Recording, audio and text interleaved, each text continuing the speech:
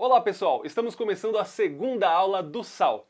Elisa, qual que é o objetivo desta aula? Então, professor, nosso objetivo é apresentar Deus como nosso Pai.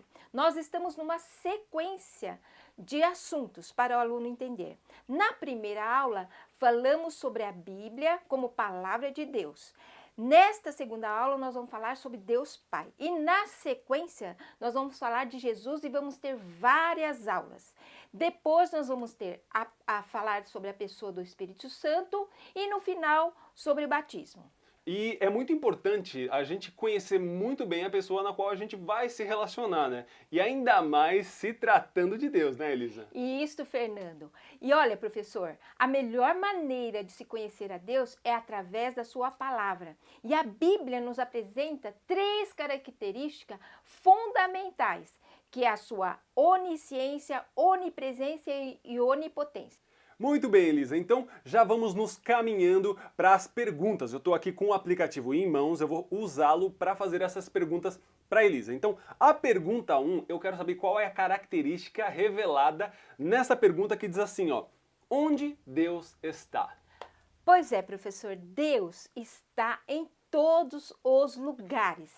Esta é a primeira característica, é a sua onipresença.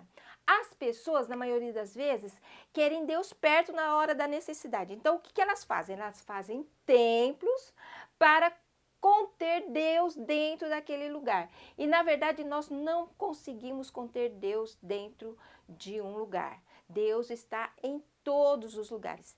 Esta é a característica que nós apresentamos agora nessa primeira pergunta, que é a sua onipresença. Olha só que interessante, vou até confidenciar aqui para vocês, não conta para ninguém, viu? Mas lá em 1999, quando foi a primeira vez que eu entrei na igreja, sabe o que eu fiz antes de entrar na igreja? O quê, Fê? Eu fiz o sinal da cruz. Por quê? Porque para mim, na minha cabeça, o sinal da cruz era como a chave da porta da casa de Deus. Então, Entendi. por quê? Na minha cabeça era que ali Deus estava. Então eu entrava, né, fazia o sinal, abria a porta, orava, cantava, fazia as coisas dentro da igreja, saía. Quando eu saía, Deus continuava lá e eu ia embora para minha casa, achando que Deus só ficava ali naquela igreja. Acredita? Eu acredito. E tem muitas pessoas que têm esta ideia, como o Fernando tem, de que Deus está naquele lugar e somente naquele lugar. E, na verdade, Deus está interessado como você o adora e não onde você o adora. E eu tenho um testemunho muito grande e real, que é da minha própria mãe, que ela foi para trabalhar no Japão e ela morou na casa dos meus tios, que eram budistas. Então, ela queria orar, ela queria falar com Deus. E onde que ela ia falar com Deus? Imagina que as casas no Japão são todas pequenas, com paredes finas, né? Então, não tinha onde ela orar. E sabe onde que ela foi orar, Fernando? Eu imagino. Você imagina? Eu imagino. Tem trabalhadores, às vezes, que no trabalho também tem um problema, eles vão para um determinado lugar para orar também. Mas vai lá, qual que é? É exatamente isso. Ela foi para o banheiro. Não é um lugar muito apropriado, né? Minha mãe achava assim, nossa, mas eu vou orar aqui a Deus no banheiro. Mas foi exatamente o que ela fez. Ela adorava a Deus ali, de todo o coração, de toda a sua alma. E ali ela teve grandes experiências com Deus. Então, nós vemos daí que Deus não está se importando do lugar, mas como você o adora. Agora, Elisa, isso desperta uma curiosidade. É. Porque assim, se o importante é como a gente adora e não onde, em algum momento, você que já deu vários sais por aí, deu várias aulas de sal por aí, em algum momento algum aluno não chegou e falou assim: ah, Elisa, então tudo bem, olha que maravilha, né? Porque se importa, não importa onde, então eu não quero ir na igreja, eu vou ficar na minha casa, é mais tranquilo, porque é importante, não importa onde eu tô, né? Alguém já fez essa pergunta? Pois é, professor, eu já tive essa experiência. Eu tinha um casal que eu dava aula de sal e era esposa e marido. E o marido chegou para a esposa, quando eu falei que não importava onde, mas como, ele falou: tá vendo, esposa, não falei para você Aí, ó, Elisa falando aqui para você, para mim, que não importa e assim o lugar. Então a gente não precisa ir na igreja. Eu cansei já de falar isso. Meu Deus, quando eu escutei isso, eu fiquei assustada. E o Fernando fez uma colocação muito boa, uma pergunta muito boa.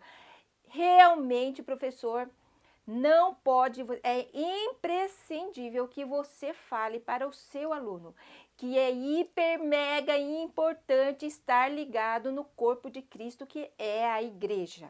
Mas nós vamos ter uma aula falando só sobre igreja, não nessas 14 aulas, mas nós vamos ter aulas em vídeo falando sobre a importância da igreja. Então é muito importante, mega importante que você fale para o teu aluno que ele precisa estar ligado em uma igreja. Muito bem. Então, olha só, como é importante você deixar bem claro para o seu aluno, né? Porque corpo amputado morre. Morre. Né? Tem que estar enxertado na videira, tem que estar no corpo de Cristo. Então agora vamos caminhar para a nossa segunda pergunta, que diz o seguinte: será que nós podemos esconder alguma coisa de Deus? Será que Deus vê as pessoas da mesma forma que o homem vê?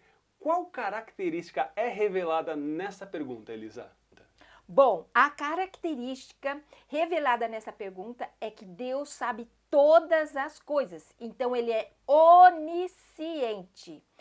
A maioria das pessoas hoje dá valor para o quê?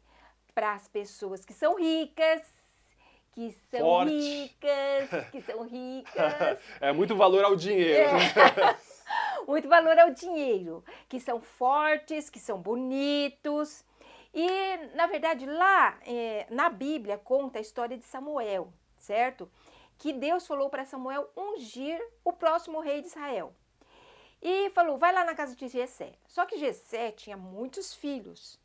E quando Samuel chegou na casa de Jessé, o primeiro filho que apareceu, que era o mais velho, ele parecia... esse. Porque... Cara de herói, queixo quadrado, forte, alto. Bonito. Esse vai representar a nação. É verdade. E Deus falou para Samuel, não é este que eu tenho escolhido. Então, Samuel, por quê? Porque Deus olha o quê? O coração. E foi passando, e Deus foi rejeitando cada filho, até chegar Davi. Né? Falou, e Davi nem estava lá, na verdade. Davi o pai já... não, com certeza. Samuel não vai ungir Davi. Coitado, Davi, né? Deixa ele lá cuidando das ovelhas e tal. É verdade. Nem avisou Davi. Nem avisou. Coitado, estava lá cuidando das ovelhas. É verdade. E foi Davi que foi escolhido o próximo rei de Israel, porque Deus olhou o coração de Davi. Olha só, você estava falando aí que realmente hoje em dia se valoriza mais a questão de pessoas ricas e hoje com as redes sociais, aplicativos onde as pessoas apresentam algo que muitas vezes não são, né? Capas de revista onde apresentam mulheres que na verdade não têm aquele corpo porque passa lá um Photoshop, ou se mostra em lugares de classe e tal, para de alguma forma ser aceito, né? E com Deus não tem nada disso, não. Né? Não tem nada disso, professor. Muito importante ministrar para o seu aluno nesta aula que, apesar, Deus não está olhando se ele é rico, se ele é pobre, apesar dele ser rejeitado por muitas vezes por não ter uma condição financeira boa, por não ser bonito, por não ser forte, a sociedade rejeita esse tipo de pessoas por acharem assim fracos, entendeu? E nós podemos confiar em Deus, porque Deus não olha desta forma, Deus olha o nosso coração. E a qualquer momento nós podemos ser escolhidos como Davi foi escolhido. Muito bem, Elisa, então nós chegamos à nossa terceira pergunta que diz assim, ó. Sabendo que Deus conhece a todos nos pensamentos e nas intenções, será que Deus só tem olhos para as pessoas boas? Pois é, professor, aqui é muito importante ministrar esse assunto porque todos nós temos uma visão errada sobre a pessoa de Deus, que Deus só olha para os bons. E, na verdade, Deus olha para os bons e para os maus. Eu tinha uma ideia errada porque, como seu aluno pode ter também, eu tinha uma ideia errada porque quando eu era criança, meu pai e minha mãe, quando eu fazia algo errado, eles falavam, Deus castiga.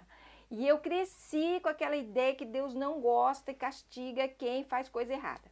Então eu fiquei adulta e depois assim eu ficava pensando, puxa, eu sou muito pecadora, Deus nem está olhando para mim. E isto não é verdade, porque Deus é bom, Deus é perdoador. Deus está esperando que nós nos arrependamos daquilo que nós fazemos de errado e nos aproximemos dele e ele vai nos abraçar, vai nos receber com o maior amor. Então, você tem que ministrar para o seu aluno que Deus é bom e ele ama a pessoa dele, que se ele se arrepender, que Deus vai recebê-lo de todo o coração.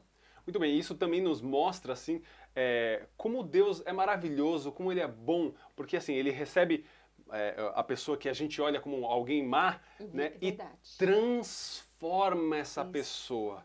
Ele, né, transforma o caráter, transforma completamente a vida dele, né? A gente fica achando bom e mal, mas na verdade Deus lhe transforma, seja aquele que a gente acha que é bom, seja aquele que a gente acha que é mal, e transforma em alguém imitador dele. É verdade. E olha, professor, na verdade, assim, quando nós vemos uma pessoa, ela pecadora, muito fora, assim, dos caminhos de Deus, eu mesma tive um amigo dentro do trabalho que ele me perseguia, porque eu era cristã. E eu ficava imaginando assim, eu ficava pensando, Deus, esta é a última pessoa que vai se aproximar do Senhor. Sabe, a última? A última. Então, mas depois eu me surpreendi, porque depois ele me procurou e falou que ele teve encontro com Deus. E olha só, isso é uma boa deixa para a pergunta de número 4, que diz assim, ó: será que há alguma coisa que seja difícil para Deus? Qual que é a característica revelada nessa pergunta? A característica revelada nessa pergunta é a onipotência de Deus. Deus pode todas as coisas, não há nada impossível para Deus. Deus colocou dentro do ser humano uma necessidade de um herói, de um super-herói que cuide de nós. E nós temos esse herói, e com certeza esse nosso herói é Deus. E nós vamos ver na história de Sara, Deus fazendo um milagre na vida dela. Ela não podia ter filhos. Fisicamente, pela ciência, Sara não poderia mais gerar filhos. E Deus sobrenaturalmente abriu a madre de Sara e ela teve um filho. E na verdade, assim, quando eu dei esta aula, quero deixar esse testemunho para vocês. Eu estava dando essa aula para um casal. Este casal, eles não tinham filhos, mas eu não sabia, sabe? Eu estava dando a aula e tal. De repente, a esposa do marido falou assim: pois é, Elisa, esta aula me tocou profundamente, porque eu não posso ter filhos. Nós já tentamos, já fizemos vários tratamentos e é impossível. Então eu falei para ela, então você crê que Deus pode todas as coisas, nessa característica de Deus, Deus é todo poderoso, Ele pode fazer um milagre? E ela falou, eu creio. E aí nós oramos, e depois passou mais umas 2, 3 aulas, ela chegou toda feliz, toda maravilhada, e ela falou, Elisa, preciso te contar uma coisa. Eu falei, o quê? Ela falou assim, estou grávida. Então, professor, é muito importante você ministrar com toda a sua fé do poder de Deus, porque Deus faz milagres e também faz milagres nas aulas, e é muito importante você ministrar a fé sobre essas vidas, que elas precisam ter fé, que precisam crer nesse Deus todo-poderoso, que pode todas as coisas. Que coisa maravilhosa! Então olha só, depois dessas 5 perguntas, a gente conheceu as características de Deus. Então qual que é a conclusão dessa aula, Elisa? Bom, muito importante dizer para o seu aluno que apesar de Deus ter todos esses atributos, Ele não nos força a segui-lo, não nos força a amá-lo. Então, nós temos a liberdade de querer seguir a Deus ou não. É por isso que a gente precisa fazer Deus conhecido, né? Isso. Porque conhecendo que esse Deus onipotente, onisciente e onipresente nos ama, nossa, não tem como a gente, né, não retornar com esse amor, né? Ser atraído por esse amor é muito maravilhoso. Mas agora, falamos da conclusão, mas eu queria que você desse uma dica para o professor, algumas dicas para o professor ministrar essa aula. Então, nós podemos dar esta dica muito boa, que todo final de aula você pergunte para o seu aluno se ele precisa de uma oração.